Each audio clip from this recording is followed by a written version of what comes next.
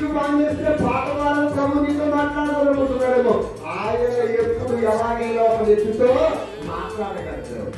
ఆయన టైం చూసుకుని వస్తాడు. నువ్వు కూడా ఆయన కొరకు టైం వెచ్చించాలి. సమయం కోసం సమయం వెచ్చించలేదా? సమయం వెచ్చించింది. ఆయనతో మనస్సు విప్పి మాట్లాడింది.